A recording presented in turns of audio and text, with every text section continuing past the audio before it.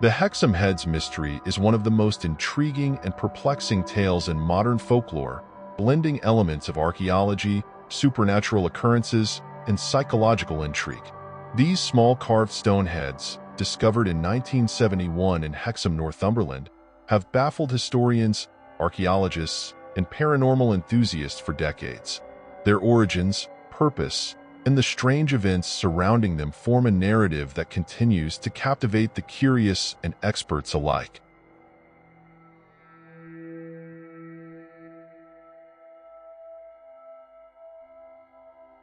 The Hexham Heads burst into public consciousness in 1971 when two young boys, Colin and Leslie Robson, unearthed them while playing in their garden in Hexham, Northumberland.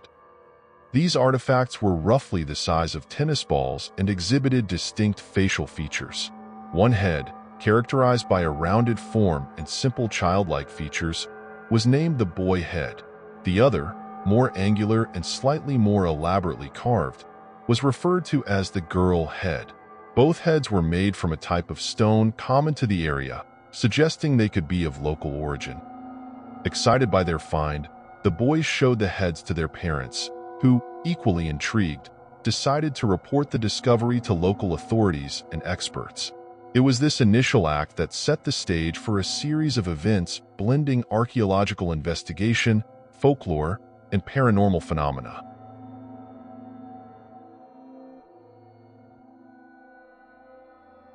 When the Hexham Heads were first unearthed, they were immediately intriguing due to their unique carvings and apparent age. The heads exhibited distinct facial features. One was round with simple childlike characteristics, while the other was more angular and detailed. Local historians and archaeologists were the first to examine the heads. The material, a type of sandstone common in the Hexham area, suggested a local origin. The style of the carvings hinted at a primitive form of craftsmanship, leading to speculation that the heads could be ancient, potentially dating back to the Celtic or even Roman periods. Dr. Anne Ross was a distinguished Celtic scholar and archaeologist, became deeply involved in the study of the Hexham Heads. Known for her expertise in ancient Celtic artifacts, Dr. Ross was particularly intrigued by the possibility that the heads could be linked to Celtic traditions. Upon examining the heads, Dr. Ross noted their resemblance to other stone heads found in various parts of Britain, often in areas associated with Celtic heritage. These heads, sometimes referred to as Celtic heads, were thought to serve ritualistic or protective purposes. Dr. Ross hypothesized that the Hexham Heads might have been used in similar ways, possibly as talismans or objects of veneration. Dr. Ross's examination also included a detailed analysis of the carving techniques. The crude yet intentional design suggested a symbolic significance rather than mere decorative art. The head's features, with one being more feminine and the other more masculine, could indicate dual representations of deities or protective spirits. While Dr. Ross and other experts leaned towards an ancient origin for the Hexham Heads, not all agreed. The controversy reached a new level in 1978 when Des Craigie, a local man, claimed that he had carved the heads in the 1950s as toys for his daughters. Craigie's assertion introduced a new perspective, suggesting that the heads might be modern creations rather than ancient relics. Craigie's claim was met with skepticism from some quarters. Critics pointed out that the head's wear and patina seemed consistent with greater age than mere decades. Additionally, the widespread and consistent paranormal phenomena reported by the Robson family and others seemed disproportionate to the idea of simple, recent carvings. Beyond the initial visual and historical examination, the Hexham Heads underwent more rigorous scientific analysis. Experts in geology confirmed that the sandstone was indeed local to the Hexham area, but determining the exact age of the carvings proved more challenging. Unlike organic materials, stone cannot be dated directly, making it difficult to ascertain when the heads were actually carved. A microscopic examination of the stone revealed tool marks and wear patterns that suggested significant handling and exposure to the elements. These findings were inconclusive but pointed towards a potential age older than a few decades. The Hexham Heads also drew the attention of folklorists, who explored the broader cultural and mythical context of such artifacts. The concept of stone heads imbued with spiritual or protective qualities is deeply rooted in Celtic and pre-Celtic traditions. Folklorists posited that even if the heads were modern, they might have been intentionally created in line with these ancient beliefs, potentially explaining the subsequent paranormal experiences. The reports of strange phenomena, including moving objects and sightings of a bizarre half-man, half-sheep creature named the were-sheep, added a layer of supernatural intrigue. While skeptics attributed these accounts to psychological factors or local folklore, believers saw them as evidence of the head's mystical properties.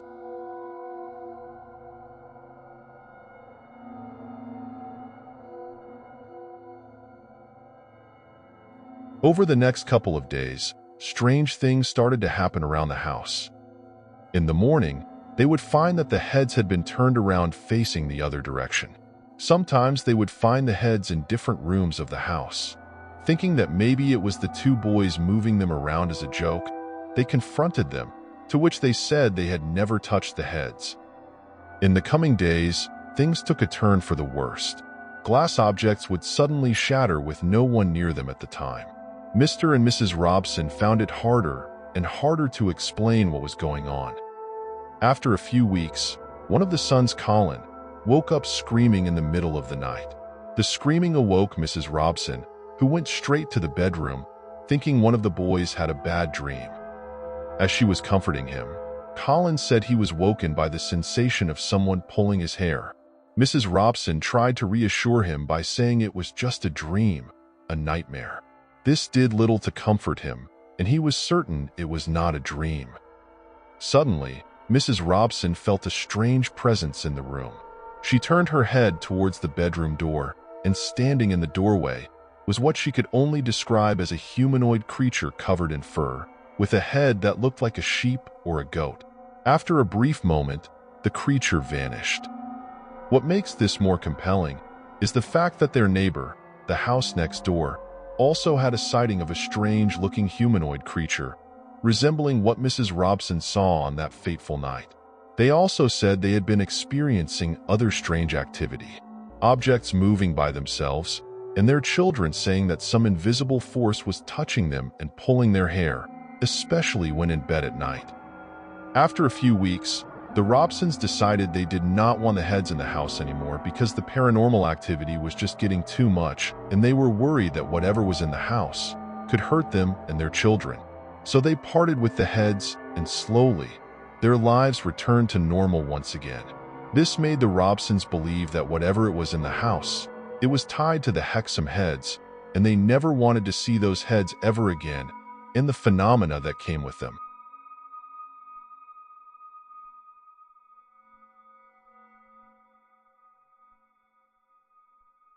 Dr. Anne Ross was a prominent Celtic scholar and archaeologist known for her extensive research and publications on Celtic history, folklore, and artifacts.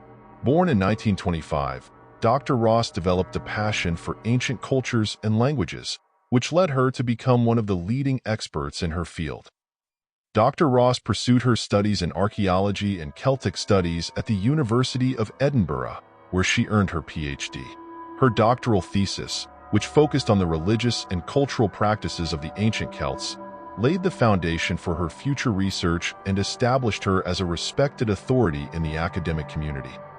Dr. Ross first became aware of the Hexham Heads shortly after their discovery by the Robson family in 1971. Intrigued by the possibility that these carved stone heads might be ancient Celtic artifacts, Dr. Ross agreed to take the heads into her home for closer examination.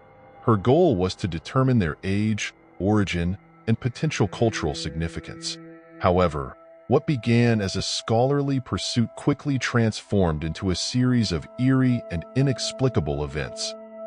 Around a week after bringing the heads home, Dr. Ross had her first unexplained experience. Dr. Ross was sleeping when suddenly she awoke with a feeling that someone else was in the room. She gazed around the room, and something caught her attention. In the darkness, she could make out a shape, something standing in the shadows.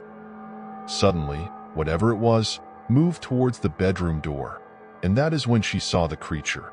It was tall, humanoid in form, but was covered in black fur. Then she gasped in disbelief as she realized that whatever this creature was, it had a head of what she could only describe as a wolf. The creature left the room and went down the stairs. Dr. Ross, still in shock, followed the creature. She tracked the creature to the back of the house, where suddenly the creature vanished. Later, Dr. Ross would recount the experience. It was about 6 feet high, slightly stooping, and it was black against the white door, and it was half animal and half man. The upper part, I would have said, was a wolf, and the lower part was human, and I would have again said that it was covered with a kind of black, very dark fur. It went out and I just saw it clearly, and then it disappeared, and something made me run after it. A thing I wouldn't normally have done, but I felt compelled to run after it. I got out of bed and I ran, and I could hear it going down the stairs, then it disappeared towards the back of the house. A few days later, it would be Dr. Ross's daughter who would have her own sighting. Dr. Ross's husband was in bed with the flu, and his daughter Bernice was walking towards his bedroom with a meal for her father, when suddenly in the hall upstairs, standing in front of her, was a creature. Bernice stood there frozen, when suddenly the creature jumped the banister and was gone. Bernice looked to see if she could see the creature, but there was nothing. The last straw happened a few weeks later, and again, involved their daughter Bernice. Bernice came home from school one day to an empty house. Bernice straight away felt she was not alone. Suddenly, she saw a strange humanoid creature standing at the top of the stairs. All she could do was stand there in fear, and that's when the creature suddenly ran down the stairs, jumped, and then vanished. When Mr. Ross came home, he found his daughter in the front room in hysterics.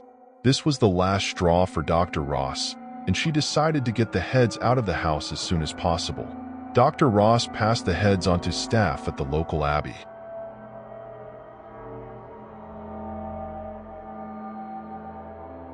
In 1977, the Heads passed into the care of Don Robbins. Don Robbins was quite a controversial character. He was a chemist who dabbled in a range of subjects including earth mysteries relating to magnetic properties of stones and megaliths. He also collaborated with Dr. Ross on their book The Life and Death of a Druid Prince about the Lindau Man bog body. He believed that stone could record events and human emotions. He called this theory the stone tape theory. He believed a lot of ghost sightings are in fact recordings of the past from the built-up energy in stone surroundings. He believed that his theory could be proved with the Hexham Heads. Don Robbins kept the Heads until 1978, then passed them on to a man called Frank Hyde. Since then, they have vanished. No one knows who has the Heads. Maybe they are in a collection somewhere, and the collector has no clue about the story behind the Heads. Or maybe they have been lost again, buried in another person's garden waiting to be discovered.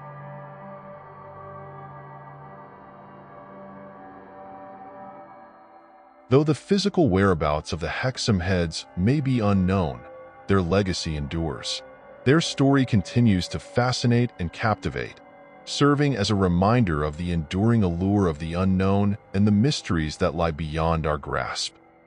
As long as the Hexham Heads remain missing, they will continue to hold a place of intrigue in the realm of unexplained phenomena.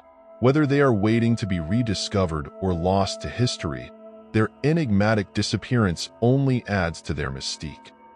The mystery of the Hexham Heads endures, leaving a lasting imprint on those who have encountered them and sparking continued interest and investigation. Whether viewed as ancient relics, modern creations, or something in between, the Heads continue to fascinate and perplex those who seek to unravel their secrets. Thank you for watching. If you like the video, remember to like and subscribe.